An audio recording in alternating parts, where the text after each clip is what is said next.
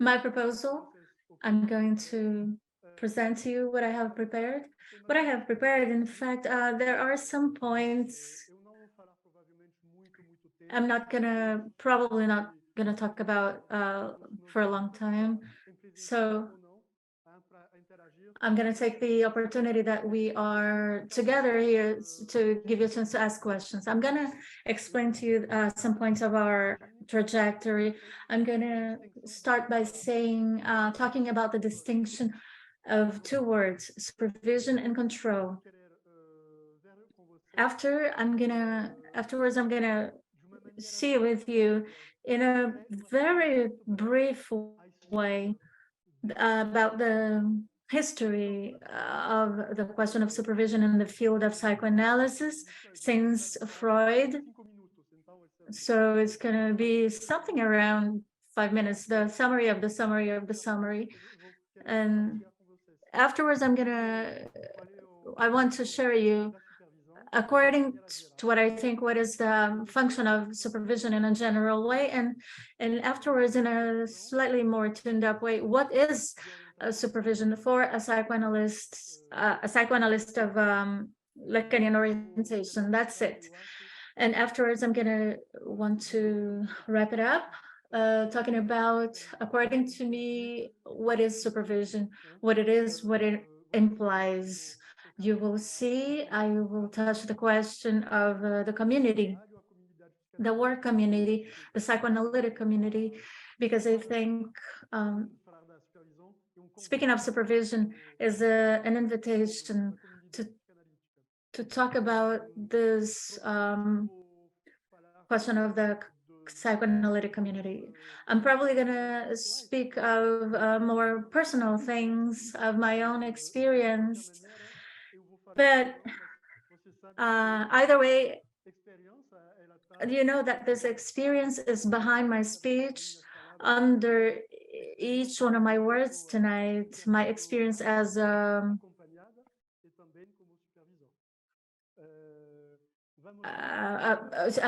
supervisor and as a supervisee.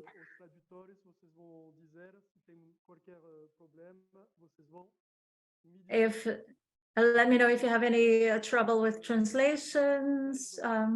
There are many. There are people from Viçosa, São Paulo, Bahia, many places from Brazil, from the United States, many places. There are people from France.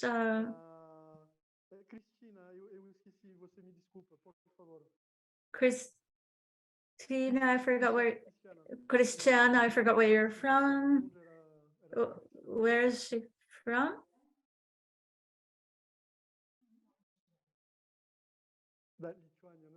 Lithuania. Dorothée. Letonia. Letonia. Sorry. Well, let's go. So, supervision or control here in Brazil, I think, and also in Anglophone countries, the word control is not very used to talk about this.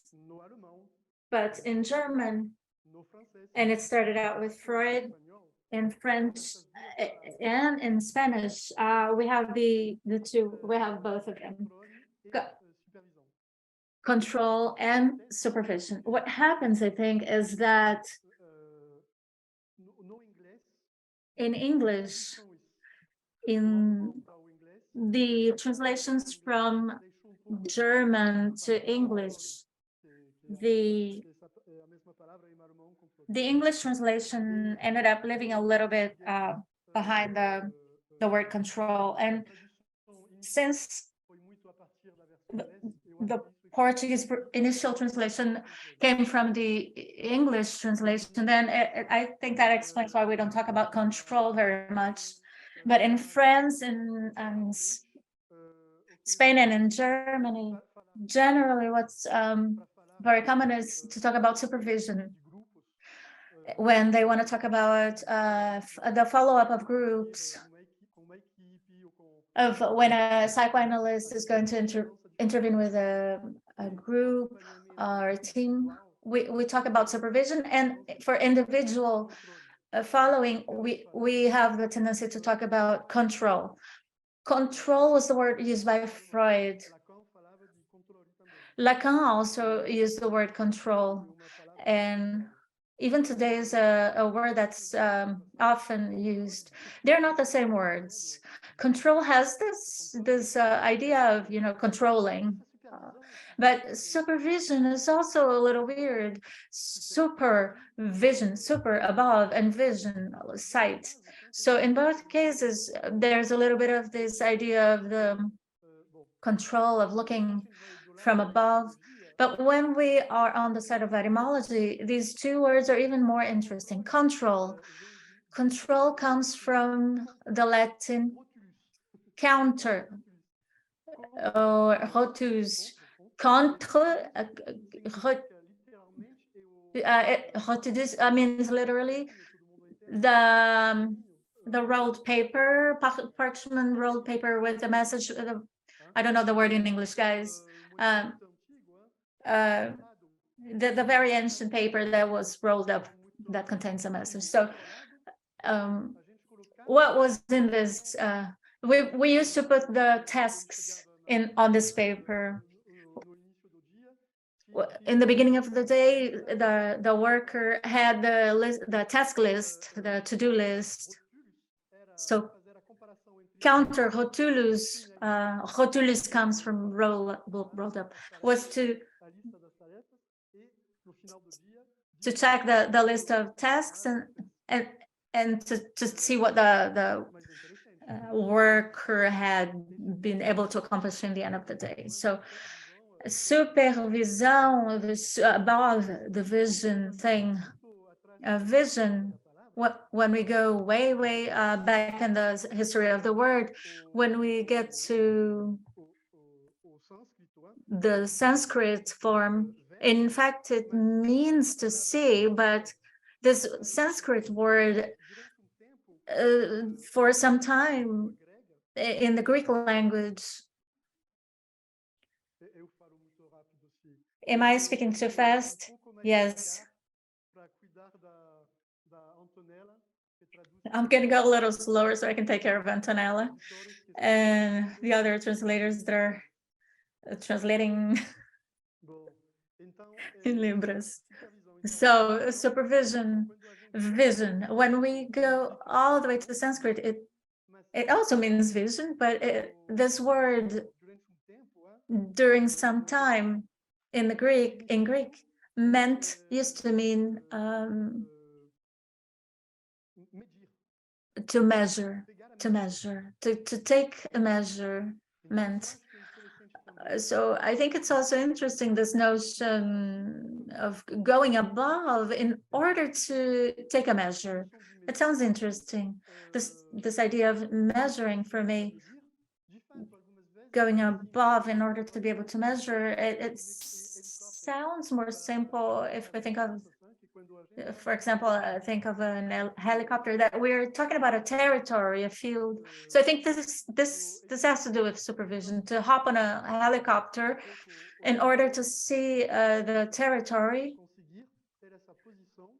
and get to this position of mapping or seeing the map that helps to see the territory. So small parenthesis, and we can talk about this later. I think in the sense that the etymology of supervision has to do with the etymology of analysis, because analysis, and you know that probably, means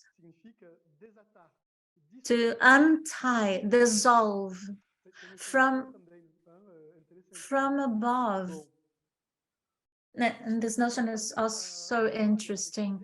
So in order to go over the history briefly, from now on, I'm going to say only supervision, individual supervision. I'm not going to be referring like in France, Germany, and France, Spain. I'm not going to talk about control. So in order to be very brief about it, since Freud, I am going to invite you to travel, to take a trip with me, 2 minutes each city. Let's get started with Vienna. How about that? It's an incredible city.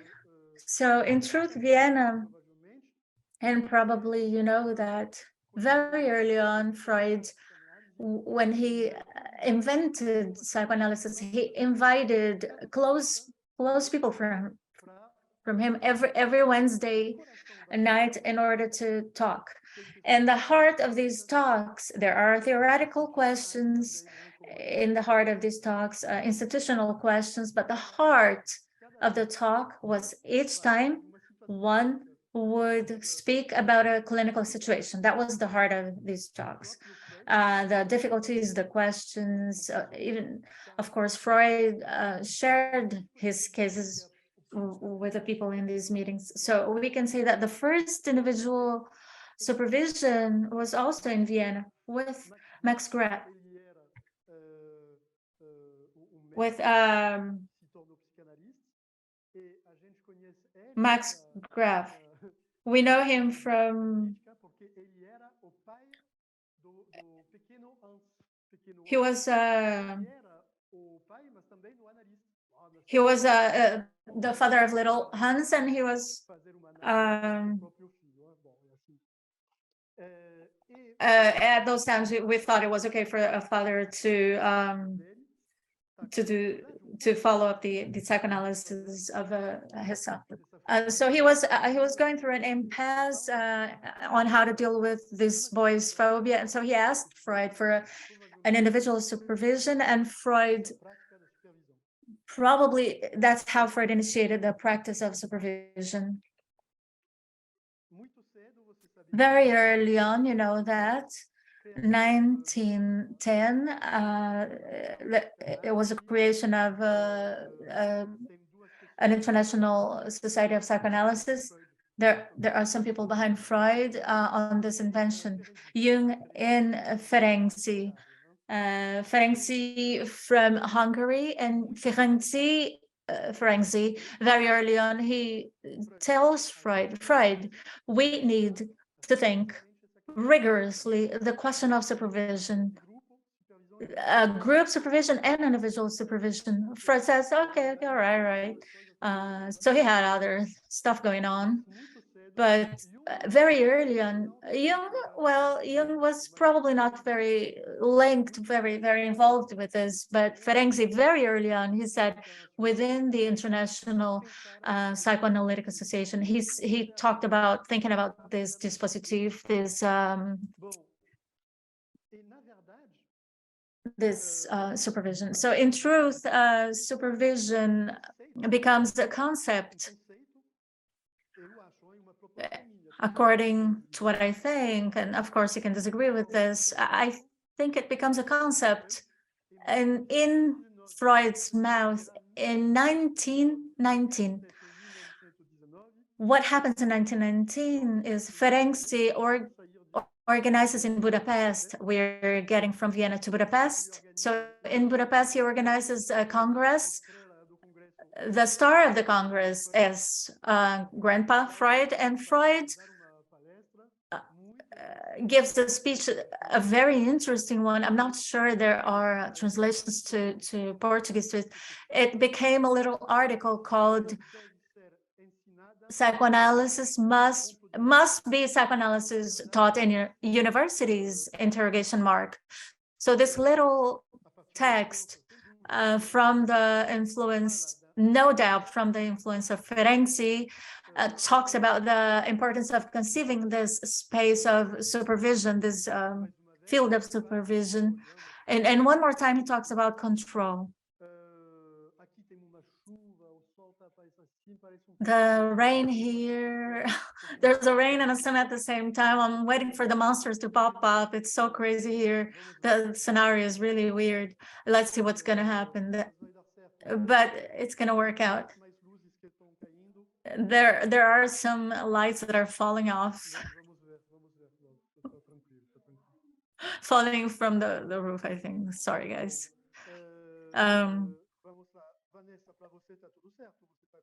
Vanessa, is all good for you? Are you in São Paulo?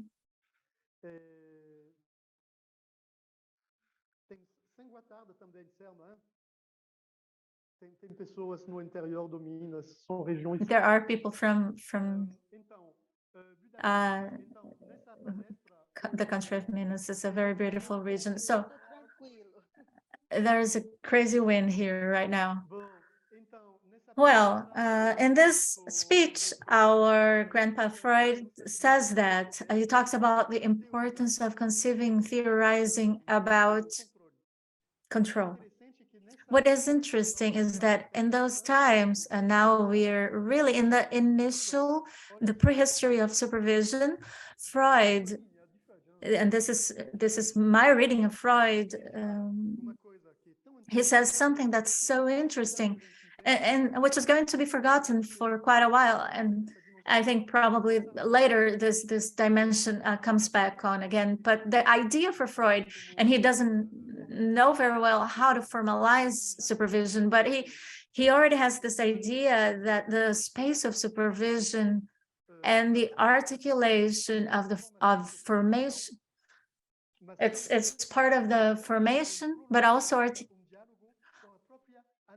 but it's also there's also an articulation with a person's own analysis, the treatment, the clinician's analytic treatment.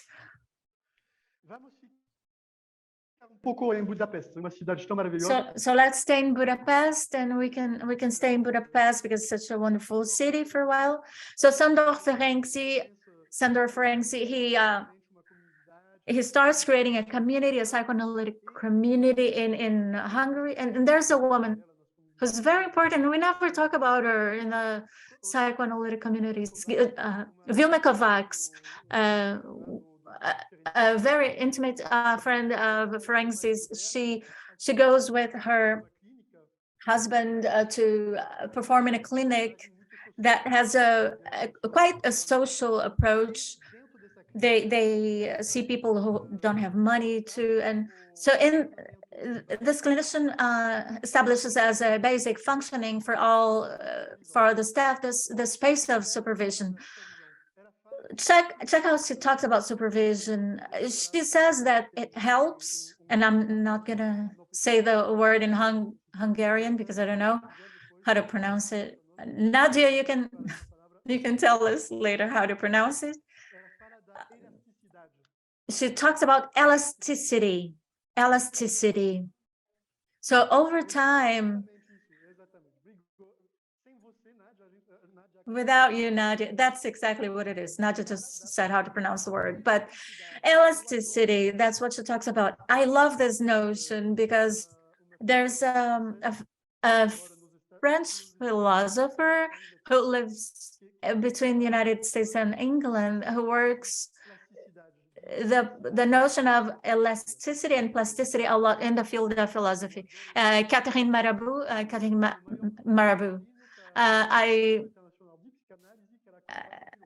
I have a lot of love for that. I know that she follows. She loves our IIP, and she follows from afar. So, what is the role of supervision would be to work elasticity. Over time, the clinician becomes more and more rigid. Over time, from knowledge, from the more time goes by, the more we think we know, the more we think we know, and the more rigid we become. So I think supervision, I think it's so we need to you know how I am. I like to do some stretching. I try to convince my wife that I stretch. I never really do, but let's tell her that. But I don't do. But that's it. She approaches this notion of supervision a little bit like stretching the body to take care of this rigidity. Over time, with age, we get more rusty. So it's an interesting question. Another important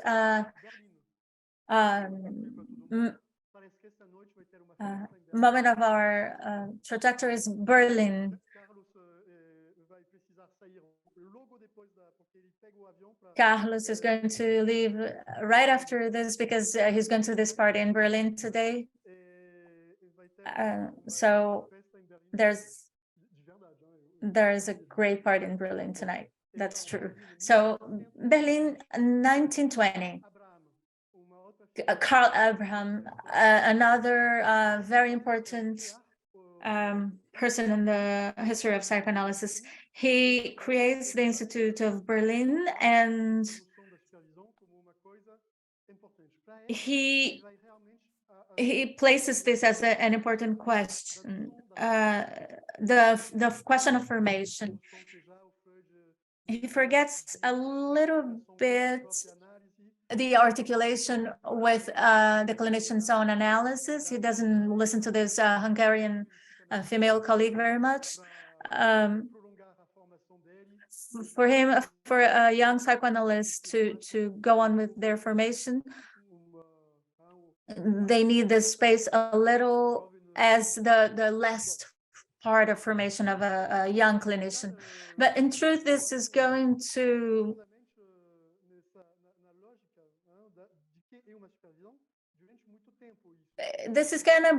be a question for what supervision is for a long time. Supervision is something that has to do with formation. Okay, the person studied the theory, they start to practice. So for this person, we're gonna find a more experienced psychoanalyst, so they can explain the work for this younger psychoanalyst as if a little boy, let me explain you about life a little bit. So this was the idea. So, but after Berlin, we go to Paris, 1925, 26. There's the foundation of the Paris Psychoanalytic Society. Marie Bonaparte is the one who creates it. Supervision then starts to have a more and more institutional aspect to it. Since for everybody this is part of the formation of the clinician, there is a political challenge of who is going to have to say the last word about what is supervision. That person is going to have an institutional power. So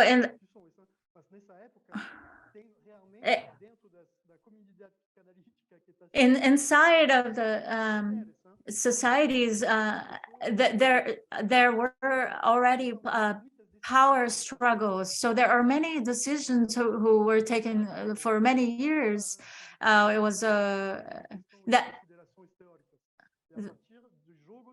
that would dismiss the theoretical considerations about it.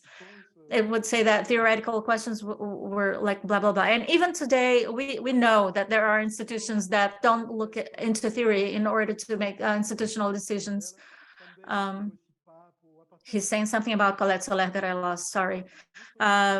So there's this talk, he's making a joke. So in this time, there was this political dimension. Marie Bonaparte tries to appropriate this, and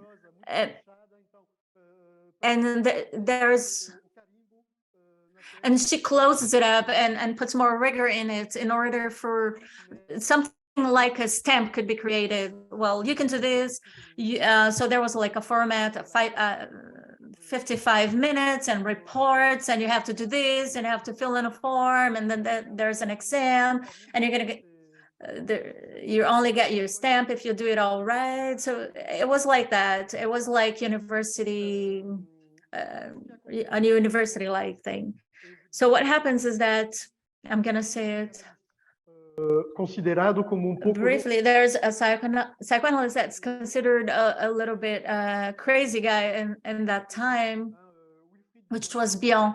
Bion in England We don't work sufficiently on beyond. This is a cool trip, isn't it? Well, we're just for a couple of minutes in each place, but I'm glad. Carlos is with us, but he's going to Berlin later. So London, beyond. He is totally undisciplined student of Melanie Klein. Melanie Klein couldn't stand him anymore because he was trying to come up with weird stuff, and so there comes a time when she's like, she can't have him anymore. So he likes Marie Bonaparte very much. So he's deconstructing everything. He's deconstructing the idea of control in the sense of controlling. So he tries to create supervision in group. So his wife, they work a lot with people who are not psychoanalysts, who are not psychiatrists. He works with educators very much, people who are working on the streets between the world wars. So his wife, I think she was a social assistant, and they work from the question of a supervision, but without the master, without a person who is in the position of knowledge, but from the idea of how we can build, construct a knowledge together from a question that comes from one. So there was already the structure in order to keep the framework. There is a certain time to arrive, a certain time to stay, to a certain discipliner. And what does Lacan do? Lacan goes there in London. He loves Bion. Lacan loves Bion. He likes his inventivity, and he participates in these meetings, and he clearly says that the creation of the cartels directly comes from there. That's where they come from, the prehistory of the cartels. So with Beyond, we have already another dimension of supervision. With that, he comes to break this notion of knowledge.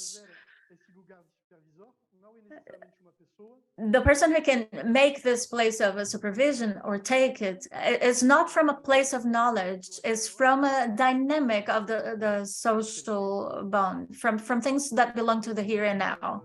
This is interesting, isn't it? So I talked about Bion, who's a bit subversive, and so we go back to Lacan, very subversive.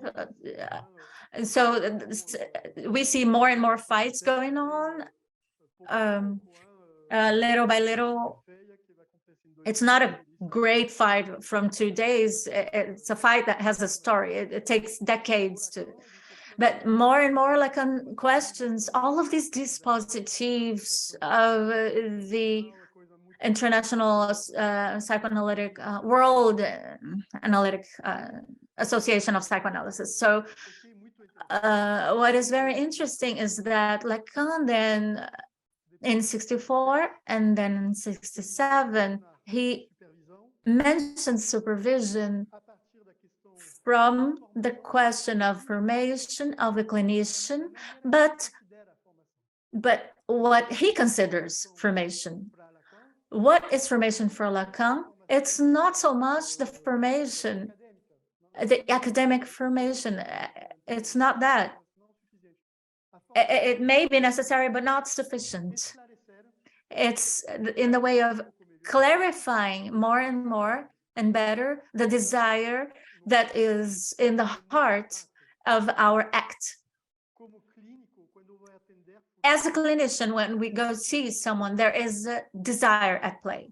For Lacan, in those times, the formation, that's what it was. It's to clarify the grammar, the logic of this desire at play. In my way of being a clinician, of practicing, we open up another perspective with this.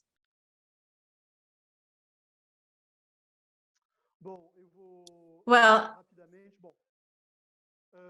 I'm going to go quickly. We could go on, but let's go.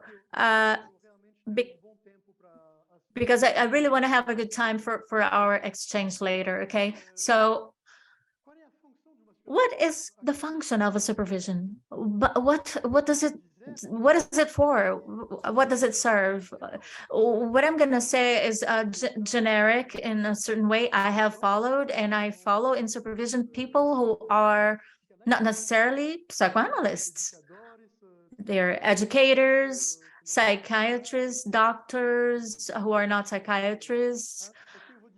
So what I'm going to say here now applies to any kind of supervision, not only a psychoanalyst, okay? What I'm going to say right now, not later, but just right now, I think that there's an image that I really like. You probably know that, but it's something that we don't think about it. How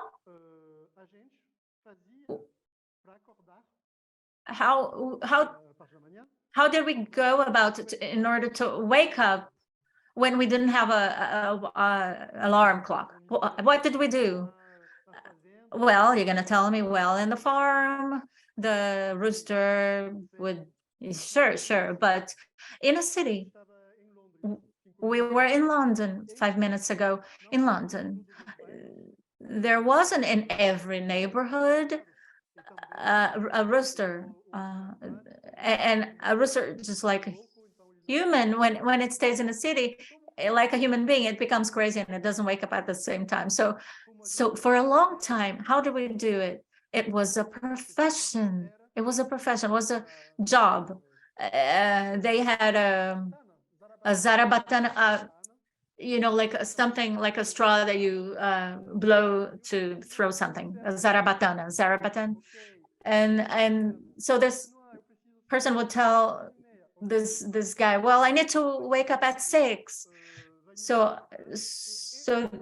all of these people who asked me that gave me some money, and I would throw a stone on their windows, so they would wave for me and say, okay, thank you, it works. And so I think that a supervisor, most and foremost, it has this function.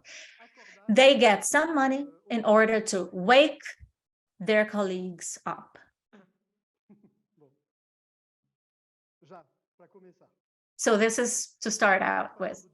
So why am I talking about waking up? Waking up because I like this idea of the flexibility.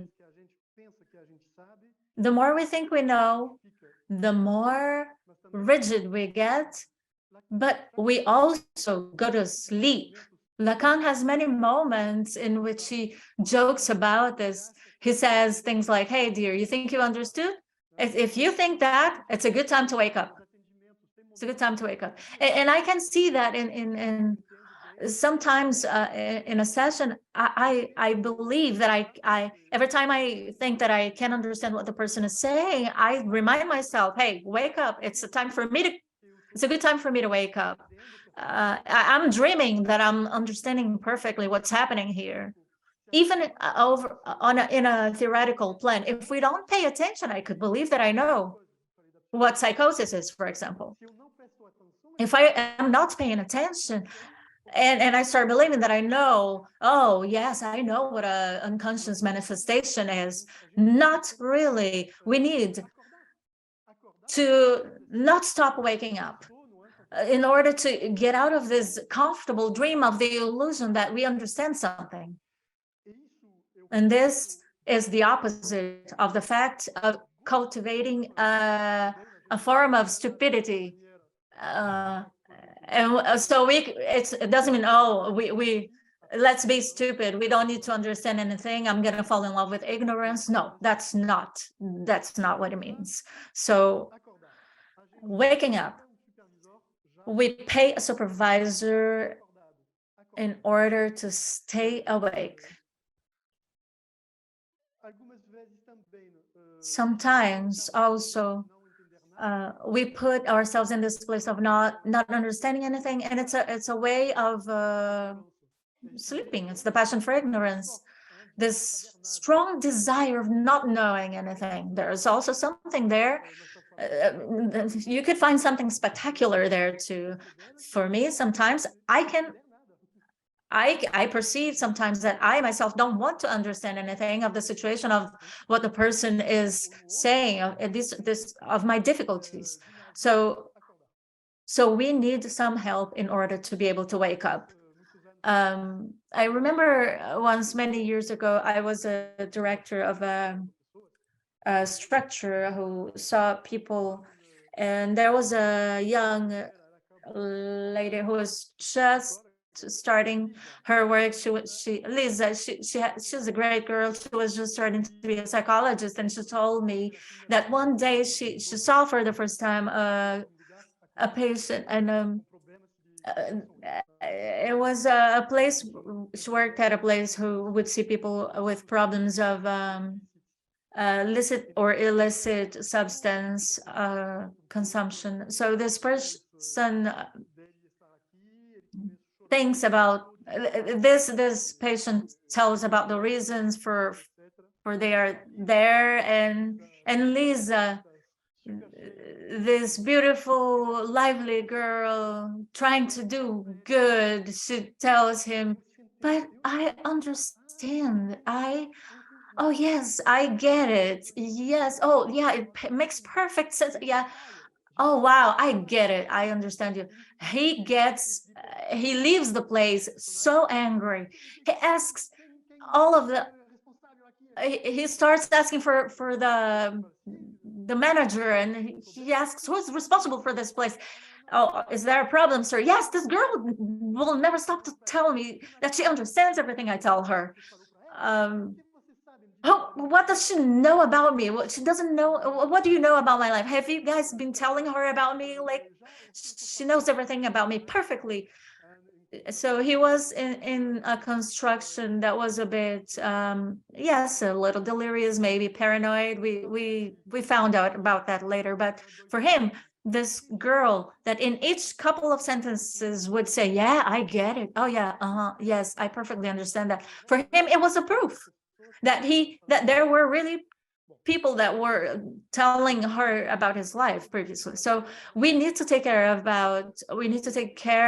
our understanding, our comprehension of it's also important that the patient knows that we are not asleep, that we are there. So supervision. I have a little anecdote to tell you, something that you probably know. I don't know, our friends from the United States, Jed, I don't know if you remember this, but in 2001, during the summer of the United States, in July, August, there was a lot of articles, documentaries on TV, on the news, something about the shark attacks on the beaches, the beautiful beaches of the United States. Oh wow, the shark attacks. So then there was a lot of noise around that 2001 September 11.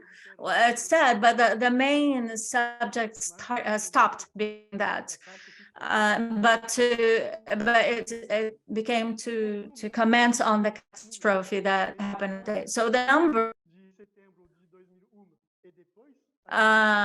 numbers, the measures per year of shark attacks stayed the same before and after the event. All of this is to tell you that clinician, in the function of our actuality of life, subjective personal life, but also our actuality of work, we will put on the first page of our personal news different things. in function of our questions and our preoccupations. Maybe you have a problem in your house, with your husband, with your mother-in-law, but also you are working rigorously a subject in a work group and you're researching on the perverse dimension of whatever. So you're going to start seeing perverse everywhere. So everybody has some experience with this. How many times I remember the first time I noticed that I was working on stacks, and I talking to a friend. I said, "Wow, Edward, how is this possible? How, how?" And he was laughing at me so much, and I started laughing at myself too. So you will work a lot on a subject, and then you start seeing it everywhere. There are a lot of people talking about it, but I remember this a pregnant woman, or whether that's your wife, you're going to start seeing a lot of pregnant women. So everybody's pregnant now. Everybody knows a little bit of that. So there's this thing that I call in my little internal library, the shark effect. I think that supervision has this effect of waking up, get out of the shark effect. There's a, why, it's not German. Why did I say German? I don't know. Oh, maybe I have an idea. But there is a French philosopher, Alain. He talked a lot about that. He said a lot of shit too, but he also said fantastic things, amongst others, this notion that learning before anything is to learn how to say no. Learning how to say no, it's important for a child, for a child to learn how to say no. There are children who say yes always, and this is concerning. It's a question. An adult too. I definitely see some people who cannot say no. So learning how to think is already learning how to say no. But learning how to say no, what for? From the outstart, to learn how to say no to the very movement of our thoughts. Am I thinking like this? No, I don't want to. This is not how I want to go about a thought. So learning how to say no to your own thought. The person tells me that they frequently goes to the streets and yells about their despair, and that they want to kiss all of the men in their building. She's not necessarily a hysteric. Well, of course, I'm joking, but we have automatisms in our head, and we need to learn how to tell ourselves no. We also have value judgments. I remember some time ago, somebody who I follow in supervision who told me for them it was hard to let go and accept that their patient is going to probably divorce. Oh, Benoit, but this couple, they're so cute together. This man is so good for her, and and then blah blah blah, and behind a little pinch of a sprinkle of a religious course, and we could talk. If we were just having some coffee, she could tell me that she was a little sad that they're gonna divorce. But in the place of a clinician, we need how to learn to say no to our own reasoning process, to learn how to deconstruct our certainties, even certainties that place themselves behind things that seem very well elaborated, very well constructed. Psychoanalysts, we are specialists in that, to elucubrate theoretically and to have smell of a rigor, but in the end, it's just to take care of our certainties. We are very good at that. We are very good at that. And I think this is a great problem. This is quite the problem. Another big problem is that in psychoanalytic communities, this thing of Oh yes, clapping, pleasing everybody. There's no place for fight there. And in any other place of work, I don't know. If you have a congress of physicians, we're not going to go like, oh, you have such a beautiful theory. Yes, I agree with it. No, we're going to talk. Why do you say that? How do you justify that? What's the proof? I agree, I disagree. I don't think we can publish. You did not put the right proof for it. In our psychoanalytic community, we have this culture of shutting up if the person who's speaking makes a reference to the master, to God Freud, to God Lacan, to Colette Miller, whoever, and this means that is right. Hallelujah. So I think this is a big problem. So the space for supervision, that's what it is, in order to be able to deconstruct a little bit these certainties that could be behind something that's very well elaborated and very beautiful. In fact, what happens in our human animal brain, also in the clinician's brain, is that the brain goes and makes operations that are extremely complex in order to make our lives easier, to facilitate how reality is full of contradictions and things that I don't understand. So the brains, there are a lot of studies on this. It helps us to erase any noise. I could understand this thing in two different ways, but I'm going to decide to. The brain says, I'm going to help the brain's owner, and I'm going to help them to pick one. So all day long and all night long, we try to reduce ambiguity. We have this. That's as simple as that.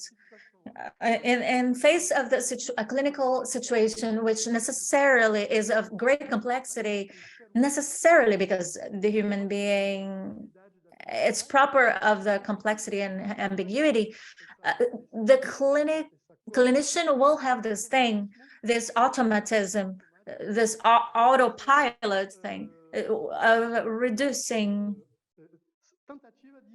this attempt to stabilize ambiguity. Poof. This happens in the very first minute of the treatment, or a person who you've been following for 20 years. This thing goes on and on. So that's how we are made. We cannot dribble. We cannot go around this. We need to shelter and accept this thing that we have, and which is a fantastic resource, but which is also deceiving. So we're going to try to do this stabilization. We will try to stabilize from what? From our a prioris, from the a priori. A priori. The a priori means literally there's the very little knowledge that I have from the previous experience. So the place of supervision also is to say, no, the Robert that you are seeing today, you do not, you cannot necessarily lean on what you know from the Marcelo that you saw yesterday to understand Roberto today.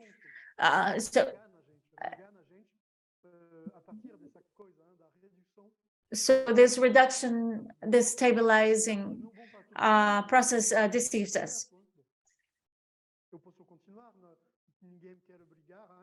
May I continue? Anybody wants to fight already? Is all good? Can we continue?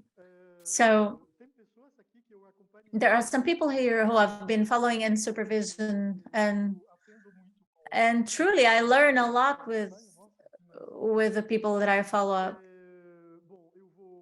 So I am going very quickly. Supervision, I think also, and this is an extremely important point, is a place of reading, a place for reading, because what are we going to read?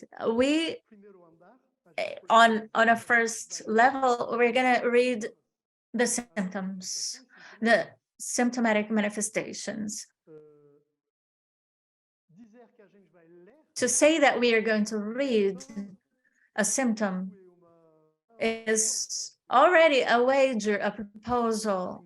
This means that I consider the symptom as a writing.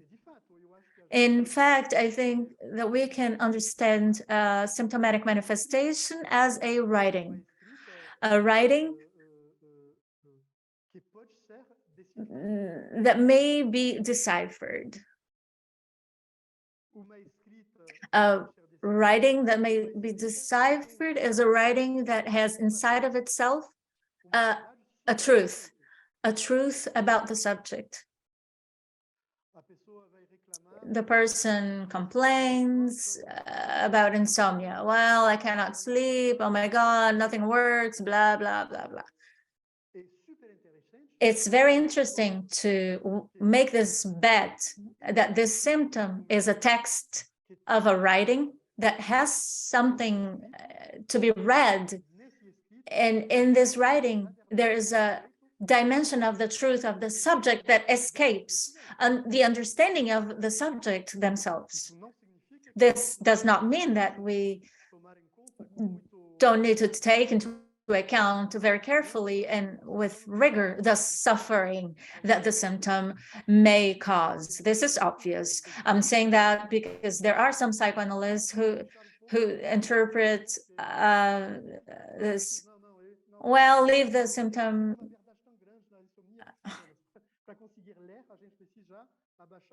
He went a little too fast for me right now, but if the person is feeling so unwell, so for example, a person that has a disease with alcohol, if you cannot lower a little bit the noise in her life, it's even hard to think or to elaborate about life. So that alone or with other professionals, I think it's very important to take care of turning down the volume of the symptom. But it doesn't mean that we don't have expression dimension of the place of symptom. So in supervision, it's of course the place of reading this, reading also the structure, the psychic structure. I'm not going to get into the details of this, but I think this is extremely important. Reading the structure, I think, is the compass for the clinician. This is what guides north, east, south, west. It's the compass of the structure that makes it so that we can understand a little bit where we are and where we're going. But I also said a little earlier, it's a genius proposal by Lacan, in my opinion, reading the desire that's at play. What is the nature of your desire at play with Marcela, for example? Marcela looked for you because she is having trouble at work, she's depressed, and she cannot go to work anymore. Okay. What is your desire of seeing that person? What is your desire at play when you make the decision to close close the consultation in this way, not in that way, but in this way? So did you follow the person all the way to the door, and did you place your hand here? What does it say about your desire at play in this here and now? Desire is something deep and extremely strong, very much in the sense of Spinoza that I'm talking about desire on the side of essence. But desire reinvents itself every time. If I see Bruna, what is my desire at play? When I close this session, it's not necessarily the same desire at play that was at play last week when I closed the previous session. What is the desire? Is not just the will, is reading the technique, putting the hand on the person's shoulder when I followed her all the way to the door. We can consider that this implies a desire of the clinician, but also implies, it also inscribes within a technique. There's a technique, a way, a technical way of thinking how you follow. Sometimes I will accept that the person is angry at me during 3 sessions. Is it serious? Maybe. But probably this is inscribed in a proper technique of the clinician, a technique that is unique of the clinician. And we also critique this technique, and we try to enrich this technique. And reading our technique, this is also a fundamental role of supervision.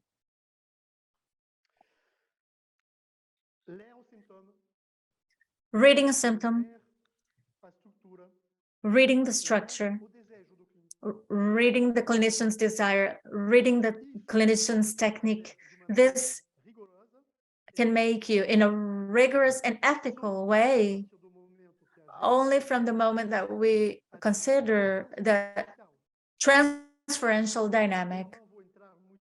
I'm not going to get much into detail, but what I want to say about transferential dynamic is not the subject for today, but we can say that the texture of this social bond, this weird social bond that is created between a clinician and a patient,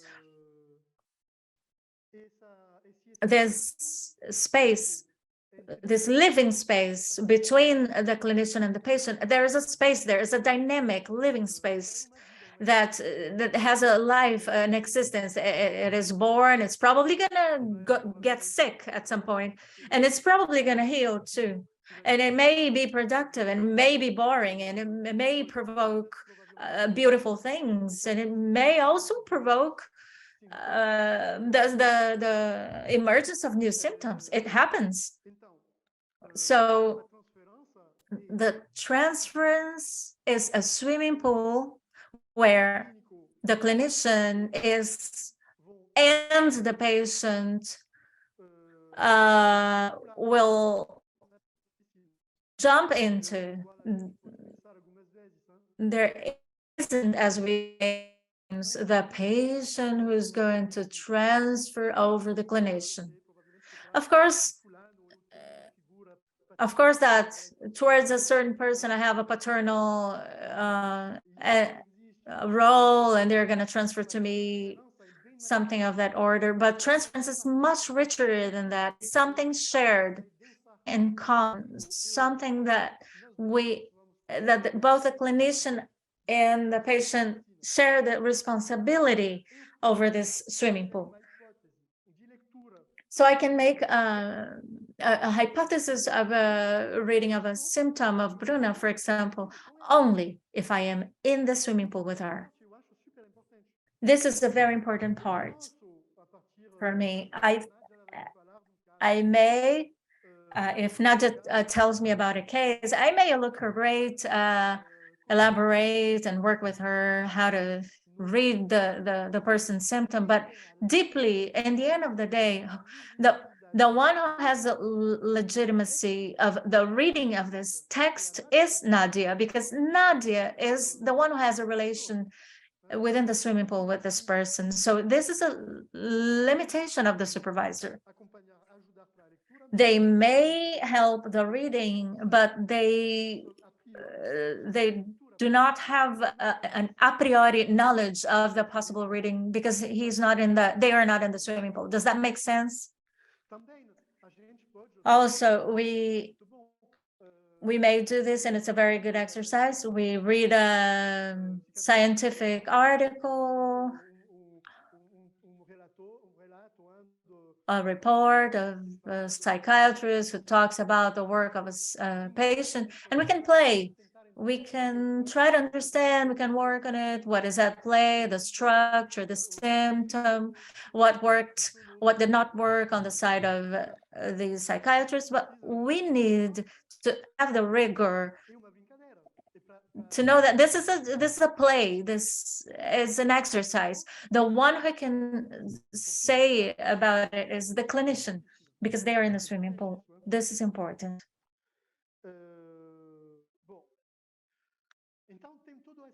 So there's all this dimension, but there's another dimension which for me is very precious, which is the function of supervision. This is a delicate work, very interesting but delicate, of the supervisor. A supervision is, I think, has this role of helping the clinician to find out or tune up their own style. The style is something unique. Monica has her style, and she is the only person who has that style. Patricia has her style. Nobody. A person may try to imitate her style. This happens a lot, but this is normal. When I started to work, I know this very well. I was building my style, and I was grabbing a little bit of this one and a little bit of that one. It's funny to see that happening. I don't know for you, but I remember so well. And there are some people doing that. It's okay, but all good, all only to a certain point. It makes some sense in the beginning, but there are some people who's been practicing for 30 years, and they're trying to imitate the style of the school's master. So that doesn't work.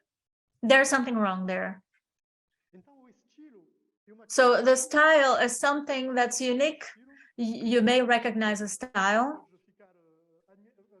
You may have an admiration for the style, allow for the other one's style, nurture you or nourish you. But I think it's a challenge for a clinician to find out about and tune up their own style. And this is a whole process. It's not just an anecdotal thing.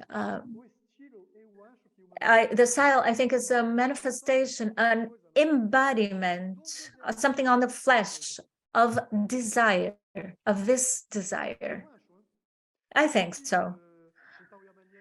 Style then is a way to get trust, probably, a way of doing with the hands, a way to see the patient in the consulting room, a way to do with the body, all of this, but not only. It's also a way to put the commas, a way of being present, a way of dealing with uncertainty, of dealing with certainty, with sensations, with sentiment, a way of dealing with theory, a way of dealing with colleagues. That's what style is, an embodiment of desire. I think this is my proposal. So the space of supervision, I think, the space to find out about it and articulate and put up is that space. It has nothing to do with age. It could be a 25-year-old or 50-year-old. But there's this thing that we see on supervision of someone who's really working. We're not talking about someone who's pretending. There's something of the style that's tuning up. I think it's very beautiful. There's an aesthetic there that's very strong, an aesthetic that has to do with the dimension of ethics. The style, there's this thing, there are people who know about this so much better than I do, but in the Bible, there's this thing, God who tells Abraham, Lech Lecha in Hebrew, and we can translate that, go, get away, go away, dislocation, go in the direction of yourself. It's beautiful.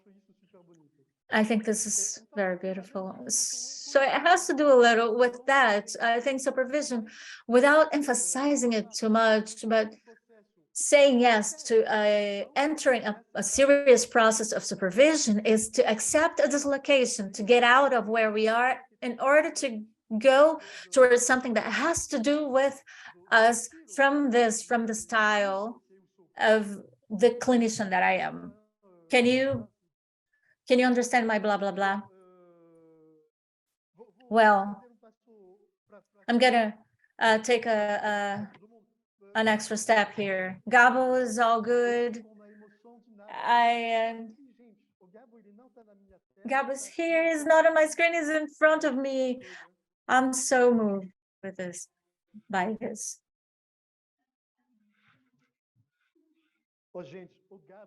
People, Gabo, and I told him before, I'm not the only person who tells him that. He is handsome. He's so handsome. Every time he's more handsome.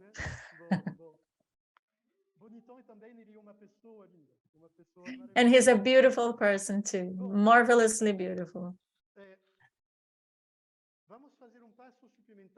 Let's take a supplementary step in order to see a little bit. All good?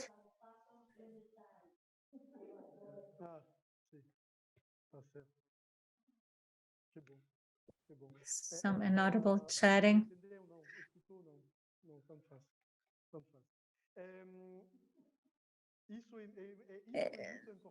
This is very important. It's I'm lucky that there isn't a single language that I speak well. I think this is very good because it preserves the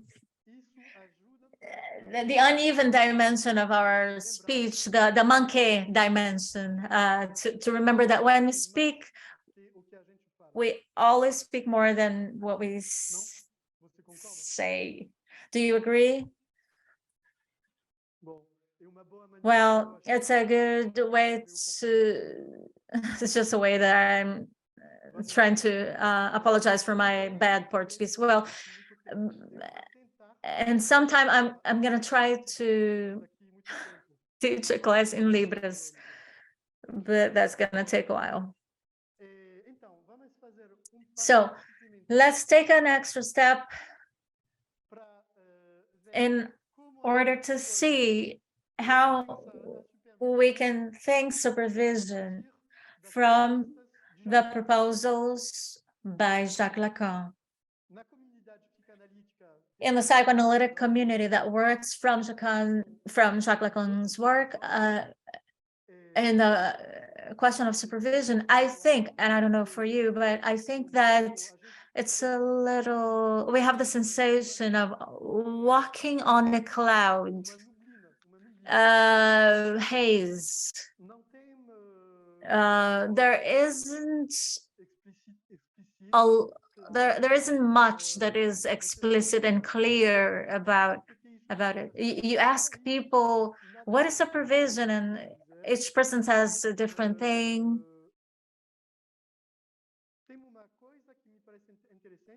There's something that is interesting for me. Lacan himself doesn't say much. He says, le contrôle s'impose. The control, we could translate that as it's essential. It imposes itself. Colega francesa, mas que fala bem melhor português que eu. Não é difícil para... Como a gente fala isso? Se impose, Carlos, você que fala bem francês. Se impose. Se faz necessário. Se impose. Se... Obrigado, Carlos. Carlos seria... Le contrôle s'impose can be translated as the control makes itself necessary. So I think it's a small sentence, but I think an interesting one.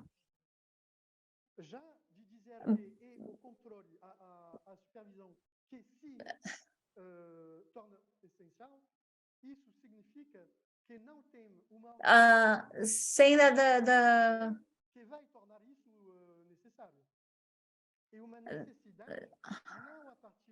It's a necessity, not from the speech of the author, from a rule of a convention, an institutional order. Supervision becomes essential. It becomes itself essential. In fact, frequently, the person will ask for supervision because they feel that they're on an impasse with this patient. There's a problem, it doesn't work, she can't understand anything. So the thing becomes essential. But that's not the only, the impasse is not the only thing that makes it so that the supervision imposes itself. There's something that's subtle, but that I wanted to try to say, which is, I think that with this perspective on the supervision, I think Lacan underlines this strongly. It was something that Freud mentioned. That sounds to me that's the most precious point of a supervision, is that in fact the idea, that deep idea, is not to control, to supervise the practice of a professional. The most important probably is about reading how this professional, with this professional, the logical effect of their own analysis in his way of embodying this clinical being.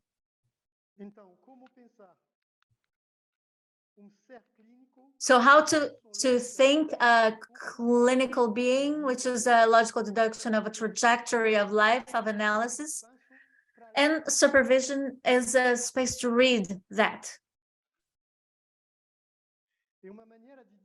It's a way to dislocate a little bit the question of the perspective of the overview, reading the way that a subject who is a clinician, how they dislocate in the field of in the clinical field, in the field of clinics. So with all of that, of course we can think that supervision may only be useful in terms of technical, theoretical clarification. There are some people who I see only once to talk about a specific situation. This and this happened, and okay, I'm not going to say no to that person, but I think that supervision, as we can understand it, goes way beyond that, way beyond a technical counseling, advice, or theoretical help. It can be that too, but it can be way beyond that.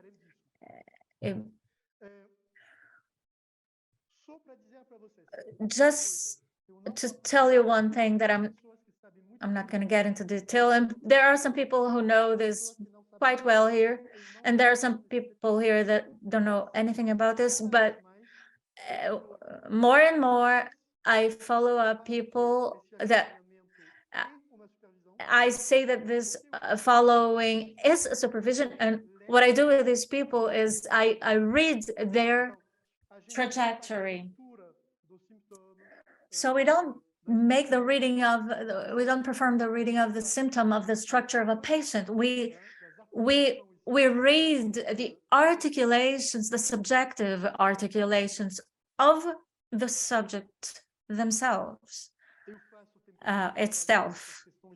There are some people working these questions with me. I do this from topological questions. I'm gonna be glad to talk about this with you, but this becomes more and more present for me in my supervision practice. I think it's right, from all of the definitions that I share with you, that from these definitions we are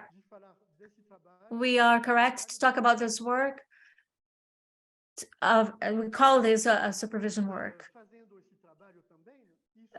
Doing this work, it helps us reading the ways in which the subject, who's a clinician, is going to deal with this patient or that. So the supervisor.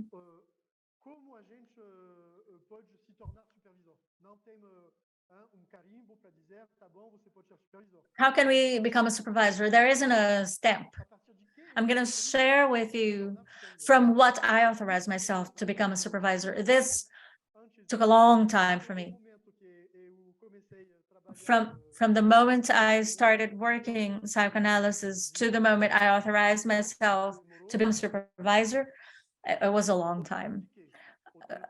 The time of what? Of the analysis, the time of living a trajectory of supervision with my supervisor. And then what I did for many years, I started very early, but I started group supervision in institutions. So I've started early. I've been doing this. I mean, I've done that. Seeing children and orphan houses and in a psychiatric structure of intervening once a month in order to, or 15 days to receive the speech of the staff and to work from their reports. And then some demands from clinicians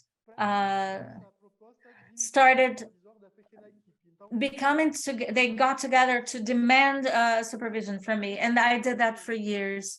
And what I did was also a person who was my supervisor. We had an agreement. There were some people that he would be supervising,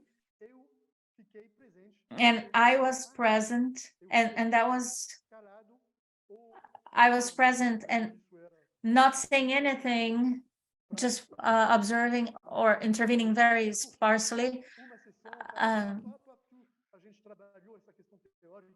We worked theoretical things and how to resolve things with patients. No, it's over time. The time to feel this being of the analyst, that clinician being that tunes up. Time to see the mistakes of my colleague that I love so much, or the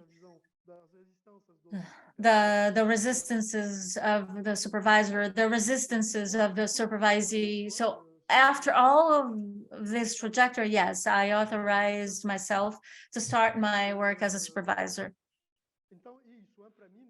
So that's it.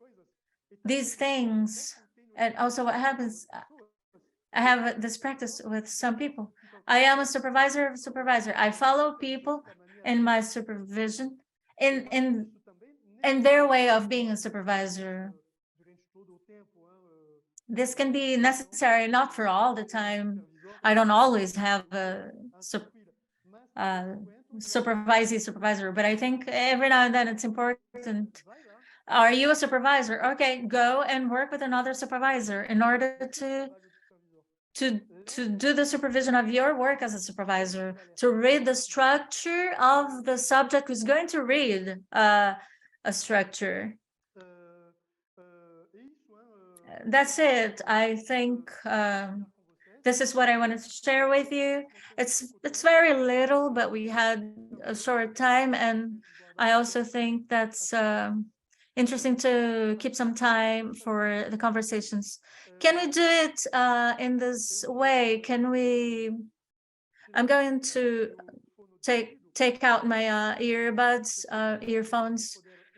Probably the people here are going to be able to hear the questions of the people online. And in case a present person here wants to ask a question, I'm going to just take the...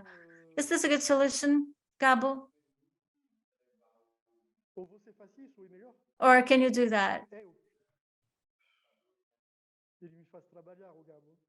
Gabo makes me work. Okay, people,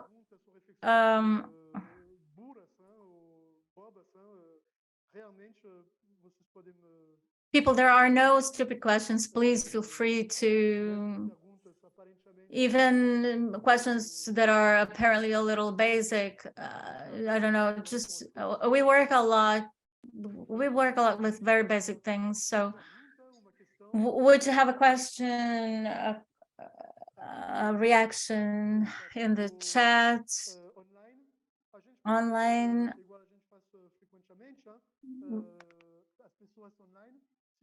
The online people, if you want to raise your hand so we can see how we can organize, and you can have then you can write the question in your language. No problem. First question.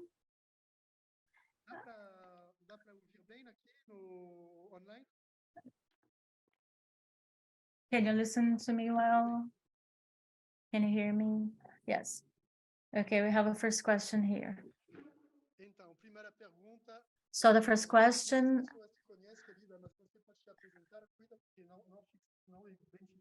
many people know you, but you can introduce yourself. Good evening, people. I am Monica from Belo Horizonte, Brazil. Patricia, what are you doing here? You're there, you're not here. I'm regretting not going. So, it's so weird to be present and virtual at the same time. Benoît, I first wanted to thank you. I really like your approach of this trajectory. I think it's very didactic. And what occurs to me is not quite a question, but a provocation. So we can talk about the thing of style and the object. We know that Lacan said that style is the object. So when you say when you talk of this, if we may, this, I don't know how to call it, the essence of a Lacanian supervision is the depuration of style, the listening of style. I think this is precious because it's much more than a technique, the right or wrong, but it's the listening of the style. So I would like for you to articulate, if you find pertinent, this this comment of the person who with the straw with the stone, because I thought of it in a very poetic way, of the analyst, of the as the one, the supervisor as the one who wakes up the supervisor from the point of the object. It's such a simple question. Everybody is fighting in order to try to answer this question. Don't fight yet. It's a simple question. How am I going to answer with that? I have something very theoretical to give you. I'm going to give you a theoretical question, and because I have very smart people here, you're going to please try to transform this question into a more accessible. Lacan says that style is the object. When does he say that? When? 1966, when he publishes the écrit. Lacan would he say that in the end of his works? I don't think so. I'm gonna theoretically speaking, you're probably gonna get bored and you can go to the restroom now if you're not very interested in this theoretical part. It's gonna probably take 5 minutes.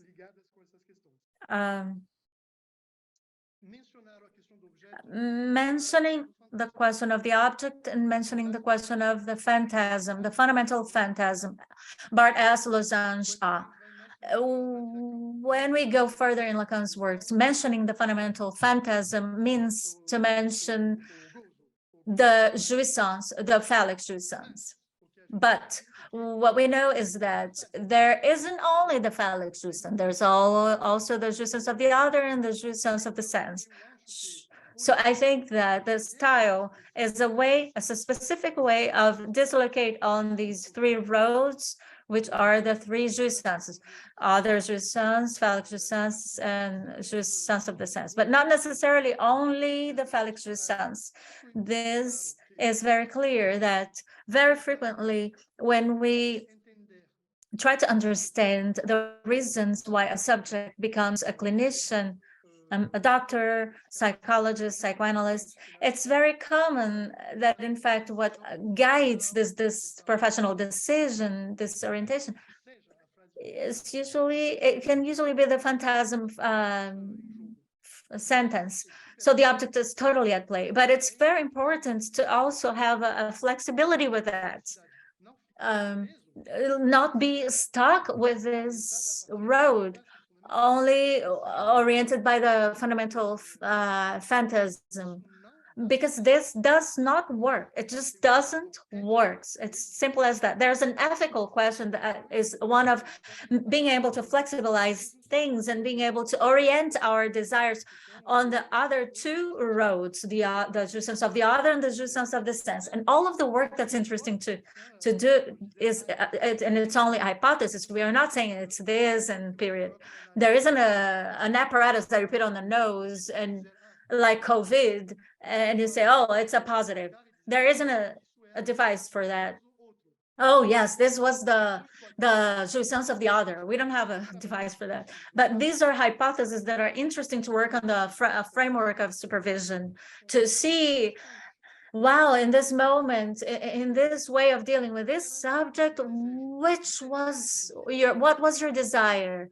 What was your jouissance? What was the road where a desire was dislocating? Well, probably yes, the orientation was from the phrase of the phantasm. Yeah, it may have been in the direction of the holes that will, a small parenthesis, a very technical one. I made a new proposal today. I don't know what it is worth, but Lacan, just 2 minutes for this very technical thing. But the jouissance of the other, and everybody knows that from the scheme of sexuation, the jouissance of the other directs towards two directions, phallus and S of A. Phallus is a fabric that covers over the whole of castration. So we can see that the jouissance of the other directs towards two holes. So and this is a proposal in order to think, so we can think, couldn't we consider that the jouissance of the other, which is a road, then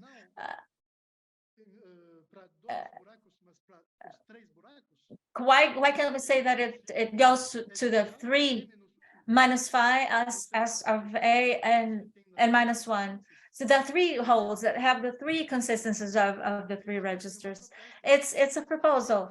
Farther ahead for whoever has an interest with these theoretical elucubrations, I'm gonna try to show you the effects of this proposal, but this is still at the level of a proposal. I'm not confirming anything now.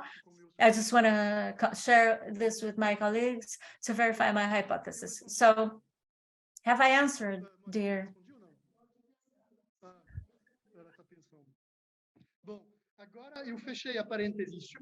Now I close the parenthesis.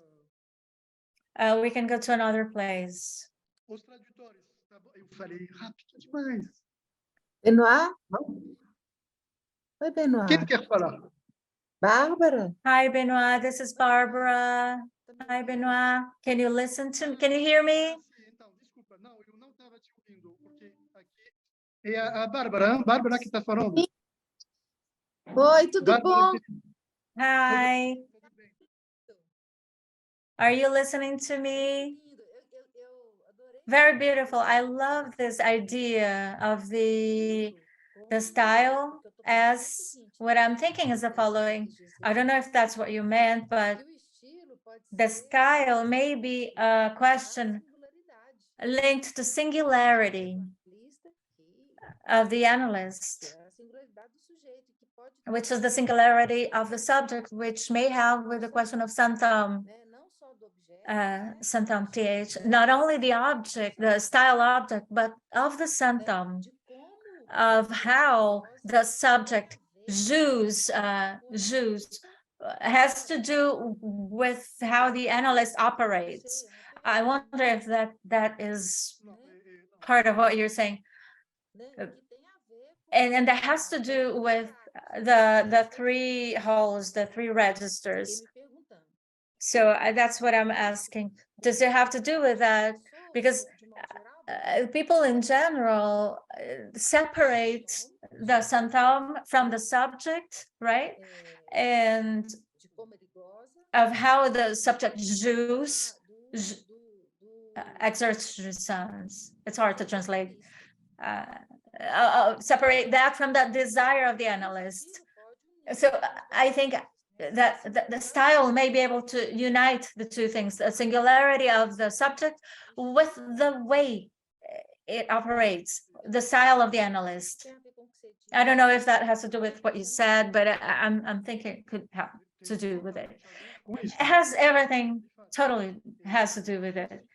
In fact, the singularity, the singular dimension, for example, Dali's style, the painter, I don't know him in person. I did not have this privilege, but I can imagine without a lot of difficulty that his singular style. If you know Dali, you're gonna recognize a painting, but if you don't know a painting, you will recognize him, and his style is of a radical singularity, but not only in the object produced.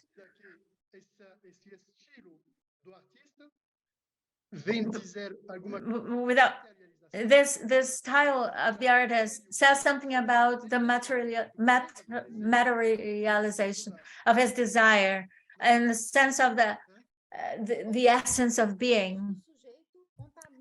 That is, the desire of the subject in some way contagious the desire of the analyst. Yes, totally. The desire of the analyst, in fact, for me, is the way I understand, is a modality, a specific modality of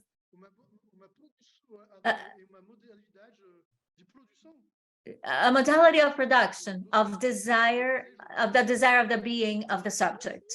Yes. So I think this is so interesting, the way you approached it and the way we are talking about it, because I think that really is the thing, that the style of the analyst carries something of the subject analyst.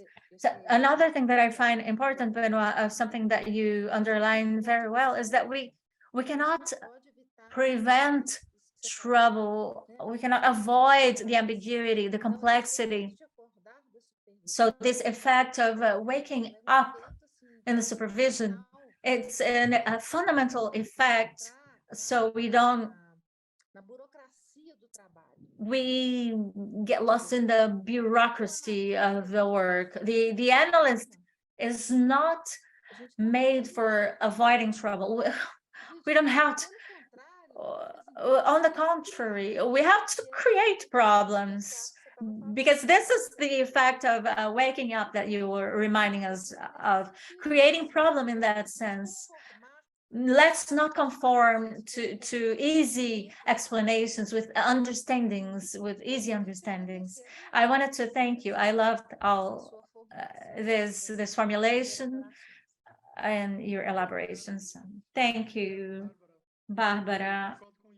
I agree with this. We have, it's common.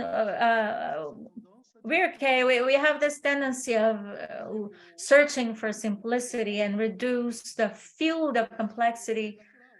And this is natural, but we cannot being satisfied with it. Oh, thank you very much, Barbara. Não sei quem quer falar, Antonella ou Chris, I don't know. Who wants to talk? E depois a Carla. Tu veux parler aussi? Hein? E aqui nós temos uma pergunta aqui. Oi. A Carla é a primeira. Segundo lugar, a Heloísa. E terceiro lugar, os nossos amigos dos Estados Unidos, a Antonella ou Chris. E uma mensagem você vai falar para nós depois. Cara, seja muito bem-vinda, cara querida. Estamos te ouvindo. Porque não funciona? Eu ouço a Benoît ouve a Antonella. A gente ouve. Eu não sei por quê. Gabo, resolve esse problema, querido.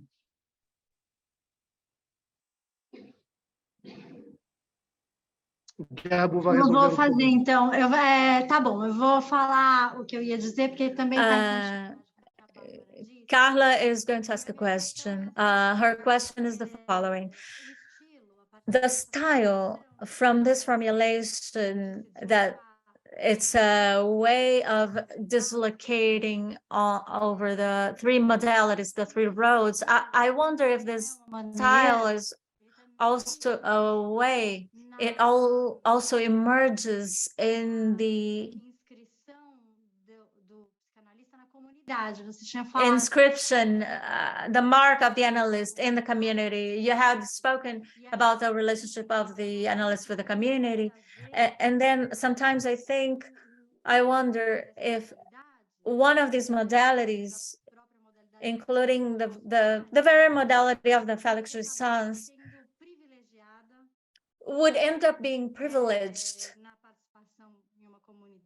in the participation in a community, in the inscription of this psychoanalytic community, in detriment of the style of this dislocation in the three modalities, and how this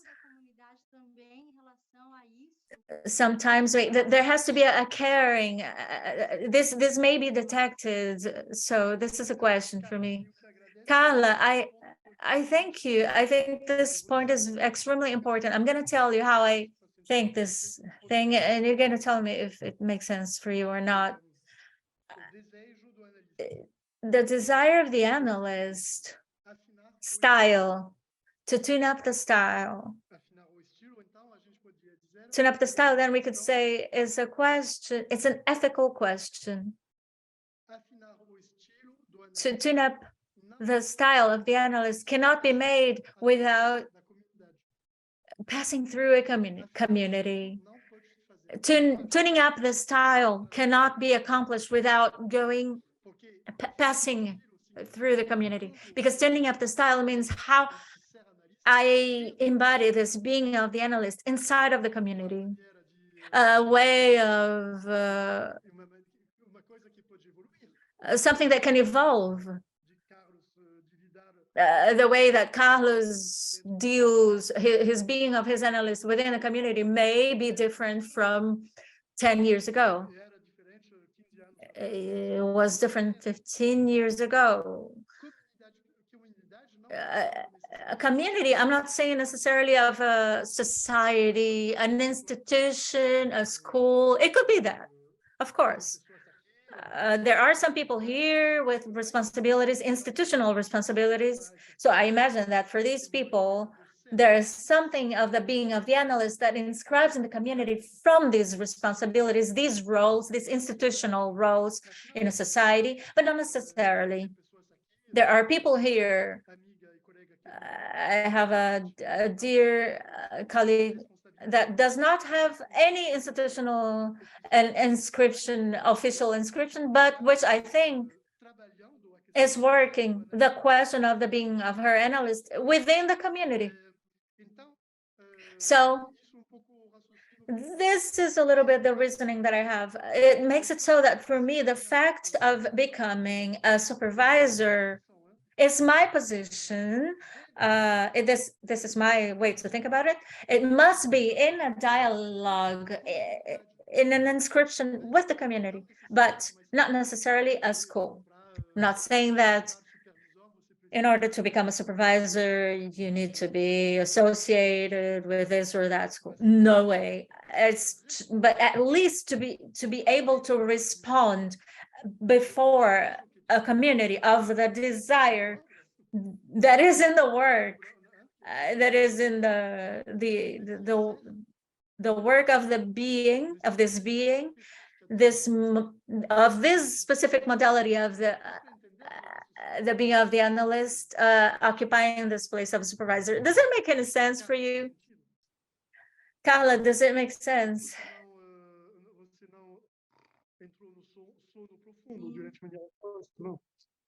Did you not go to sleep, Carla? Are you still there? Okay, thank you. Now, so I'm going to give. Sem sentar aqui, Luiz. Fique à vontade. Olá, boa noite.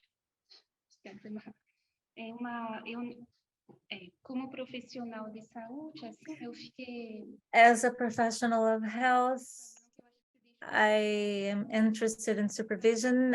I think you made it very clear. I don't have a formation in psychoanalysis.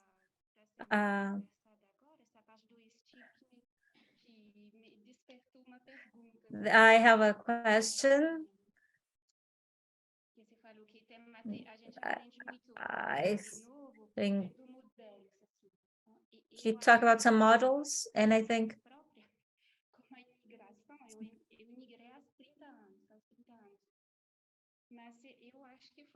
I have 30 years of experience, but for me, this was a little bit of an earthquake in my professional style, and I remember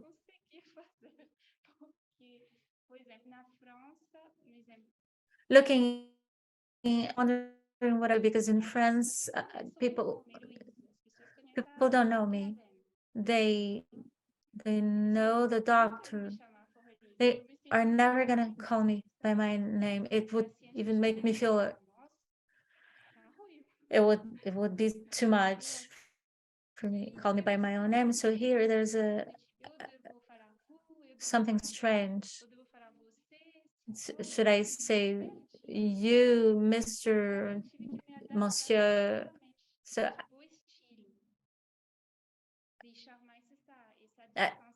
I had to let go of this certain distance, this French distance, to become more intimate. So I'm asking myself if this is on the way of style. What if I am?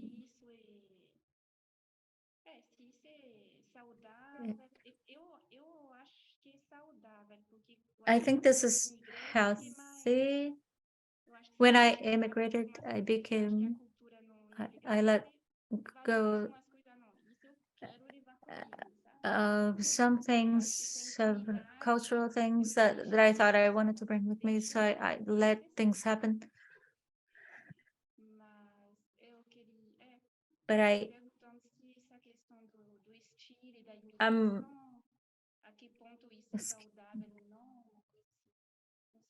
asking if this thing of the silent immigration, I don't think it's healthy or not.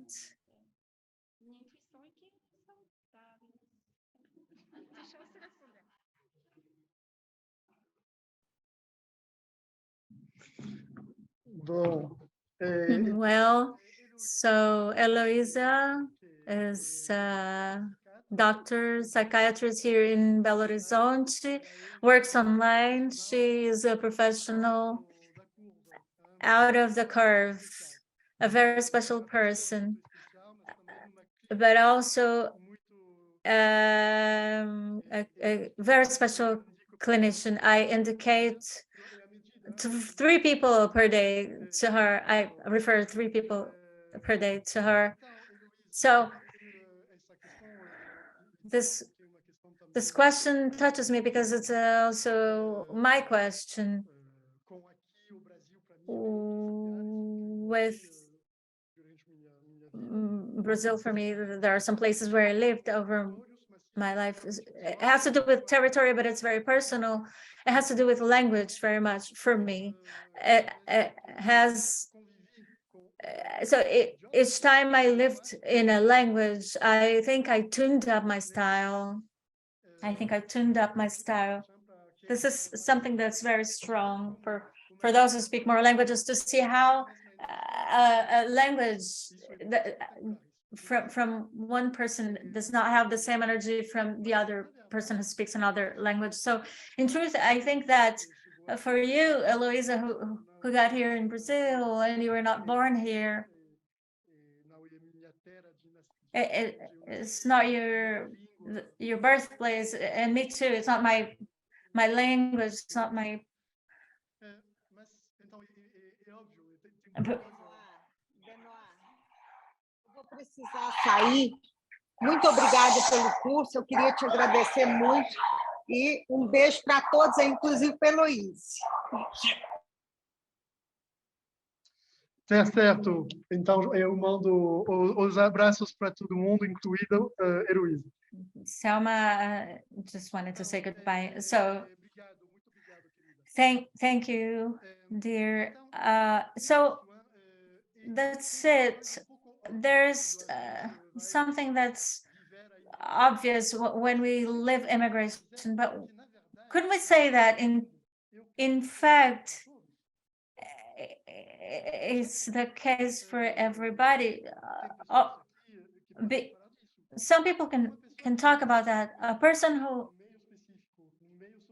who is born in a specific social environment has a way to speak Portuguese, and they get married to a person from the other environment.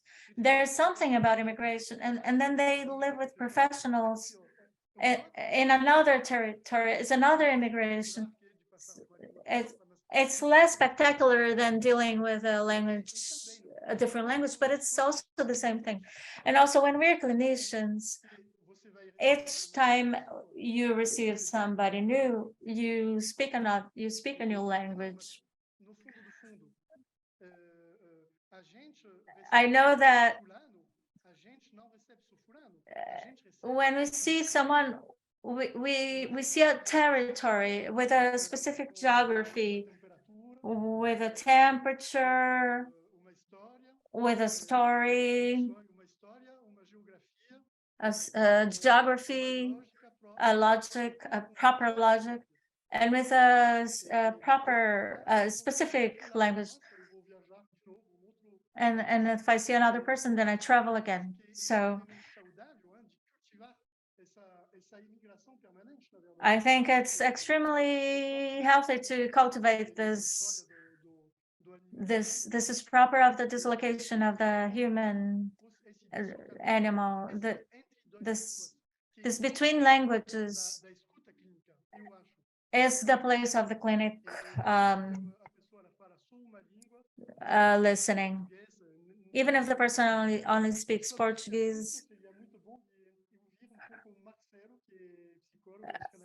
on this language subject, it would be very good to hear Marcelo, who works with deaf people and people who speak Portuguese. Marcelo, can you let Verônica translate you? And Benoît, Verônica had to go.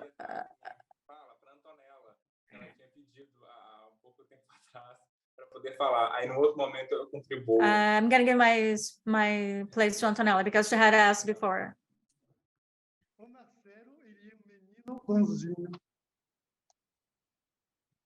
Bom, vai lá, Antonella, eu não estou te escutando, a gente precisa ir, então eu sei como fazer.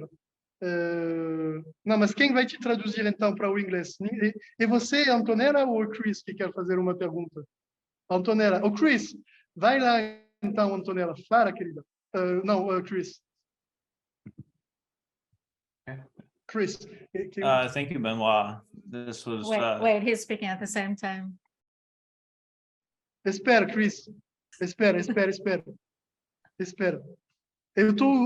Como eu faço? Eu preciso fazer como para ouvir a Chris? Antonella, você pode desativar a interpretação? Então, você pode falar... Agora, vocês me ouvem agora? Isso. Benoît, tá me ouvindo? Perfeitamente. Boa tarde, Benoît. Até que enfim você está me ouvindo. Vamos lá, o Chris vai fazer a pergunta dele, tá, gente? Ele vai falar uma frase e eu vou traduzir imediatamente após. Okay, let's go. Chris, be very Thank you, Benoît. welcome. This has been a very interesting talk. Thank you. Obrigada, Benoît, pela fala tão interessante. I appreciated what you said about how many years it took to become a supervisor. Eu realmente apreciei o momento em que você fala quantos anos demorou para que você se tornasse um supervisor. It made me think of what Lacan says about supervision in seminar 23 on the symptom. Me fez pensar sobre aquilo que Lacan no seminário 23 sobre o sintoma, where he talks about the clinician or the analyst as a rhinoceros early on. Quando ele fala sobre o psicanalista como o rinoceronte logo cedo. Like a bull in the china shop. Como touro numa loja de cristais. Giving interpretations here and there and everywhere. Dando interpretações aqui e lá e para todo lado. Showing what they know. Mostrando o que eles sabem. And then, over time, becoming more like the ballerina. E então, com o tempo, se tornando mais pouco como uma bailarina. And so it made me think of this image. Maybe this will help. Então, me fez pensar sobre essa imagem. Talvez isso ajude pouco. Ele mostra uma imagem de rinoceronte bailarina. But I wonder what you think about the first and second paradigm you spoke about in the topology class. Mas eu imagino, então, me pergunto o que você What he would have to say more about the paradigms? Yeah, the first paradigm and the second paradigm in topology. Como você poderia articular isso com o primeiro paradigma e o segundo paradigma da topologia? Because Porque I wonder if the first paradigm of Lacan. Eu imagino se o primeiro paradigma de Lacan lends itself to being more like the rhinoceros. Se prestaria a ser mais pouco como o rinoceronte. Especially creating rhinoceros supervisors. Especialmente criando supervisores rinocerontes. Whereas the second paradigm enquanto o segundo paradigma allows for more topological supervision. Permitiria talvez uma supervisão mais topológica. Thank you. I agree 100% with you, dear Chris. A Antonella está fazendo a tradução em português para ele. É muito bom. He agrees 100% with you.